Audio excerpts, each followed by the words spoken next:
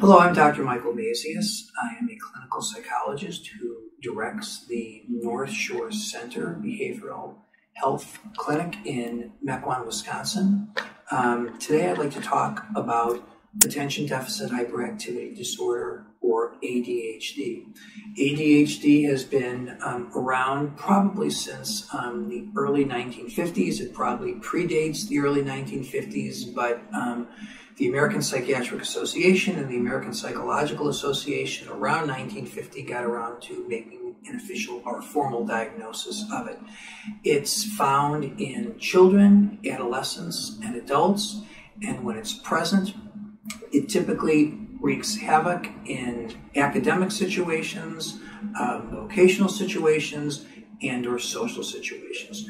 Currently, the CDC and NIMH, the National Institute of Mental Health, cite ADHD as being prevalent among approximately 11% of children and adolescents in the United States, which is, I would argue, a fairly high number. So how does one know if one has ADHD, or how does a parent know if one's child perhaps has ADHD? There are three core characteristics associated with ADHD, and in a subsequent video, I will talk about other characteristics which are equally important but perhaps cited less in the literature. Those three characteristics include inattention, impulsivity, and hyperactivity.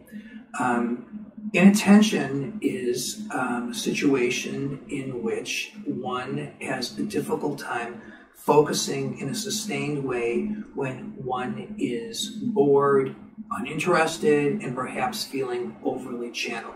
ADHD children, adolescents, and adults focus just fine when they're interested and or engaged in an instructional situation. But one with attention deficit disorder has a difficult, if not impossible, time focusing in a sustained or time prolonged way when one finds oneself uninterested, intimidated, and or confused.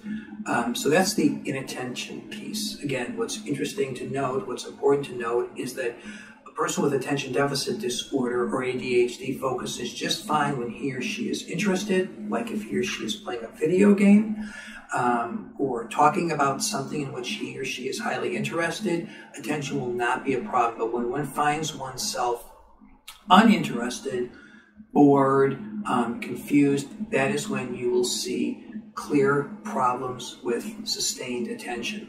Secondly, impulsivity. Impulsivity is manifested when one acts or speaks before thinking first or before reflecting.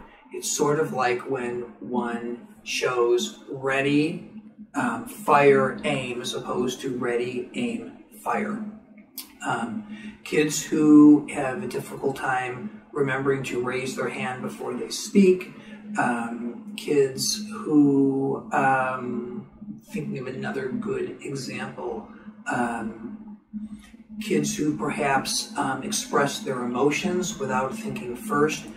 These are kids or adolescents or adults who are presenting with impulsivity.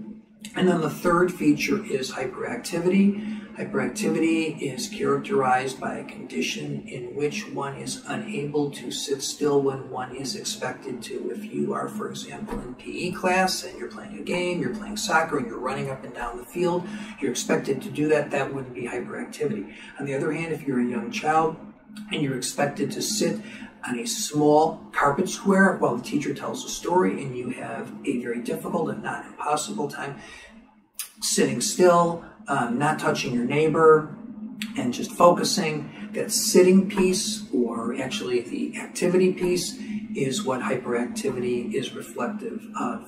So, in summary, kids with attention deficit disorder, adolescents, adults with ADHD typically struggle in 1, 2, or 3 of these areas. They struggle with sustained attention, focusing when they're expected to. They struggle with self-control, or they're impulsive. They don't reflect on their impulses before acting. They act first and evaluate later, if they even evaluate. And third, have a difficult, if not impossible, time sitting still when they're expected to. People who present with one, two, or those three characteristics frequently and across settings are perhaps at risk of having a diagnosis of ADHD. Please come back to our next videos where I'm going to talk about executive functions, which is another important aspect of ADHD, which is less commonly cited in the literature, but still very important and common among people with attention deficit disorder. And then I'm going to talk about how we parents can go about having or checking out whether or not our kids or ourselves have a diagnosis of ADHD. There's a smart way of doing it, and there's a way of doing it that perhaps can mirror the diagnosis when the diagnosis doesn't really exist. Thanks for coming in and listening, and I hope this was helpful. If you would like to communicate with me further about ADHD, you can contact me through my email, Mazius, MMAZIUS, @AOL.com. Thank you.